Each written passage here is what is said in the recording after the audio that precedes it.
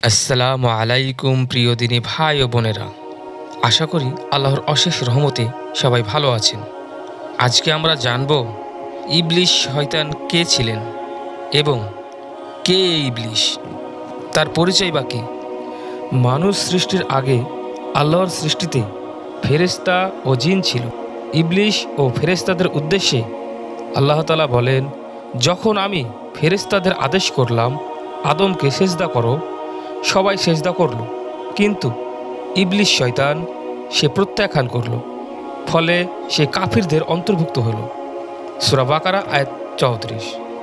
কে এই ইবলিশ যে মহান আল্লাহর হুকুম অমান্য করল? আল্লাহ তার পরিচয় দিয়ে বলেছেন, সে ছিল জিনদের একজন। সূরা কফ আয়াত ৫০।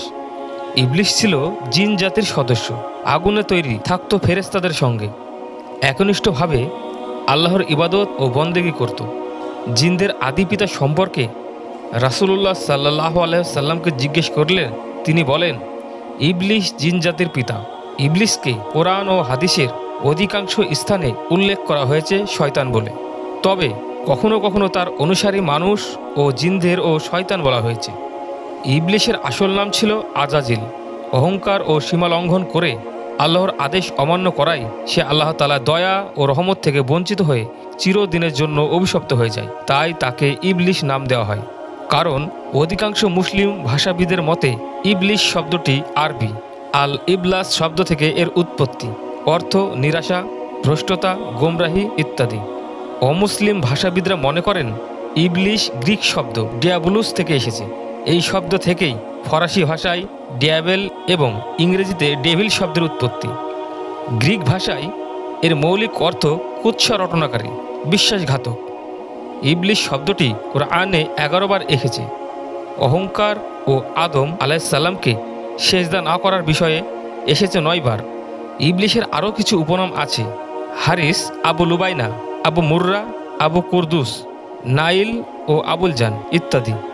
ইবলিশ আল্লাহ ও ফেরেশতাদের কথা গোপনে শুনতে গেলে ফেরেশতারা আগুনের গোলা নিক্ষেপ করে তাকে বিতাড়িত করে দেয়। ইব্রাহিম আলাইহিসসালাম মিনা প্রান্তরে ইবলিশকে প্রতিহত করতে পাথর নিক্ষেপ করেছিলেন। এই জন্য তাকে রাজিম বা প্রস্তর নিক্ষিপ্ত বা বিতাড়িত শয়তান বলা হয়। প্রখ্যাত তাবেঈ ইবনে ইসহাক রহমতুল্লাহ আলাইহি ইবনে আব্বাস রাদিয়াল্লাহু তাআলা আনহু থেকে বর্ণনা করেন, পাপে লিপ্ত হওয়ার আগে ইবলিশ শয়তানের নাম ছিল আজাজিল। সে ছিল পৃথিবীর বাসিন্দা। অধ্যবসায় ও জ্ঞানের দিক থেকে সে ছিল সবার সেরা। আশা করি ভিডিওটি যদি ভালো লেগে থাকে চ্যানেলটি সাবস্ক্রাইব করে আমাদের পাশে থাকুন। সবাই ভালো থাকবেন এবং সুস্থ থাকবেন। খোদা হাফেজ।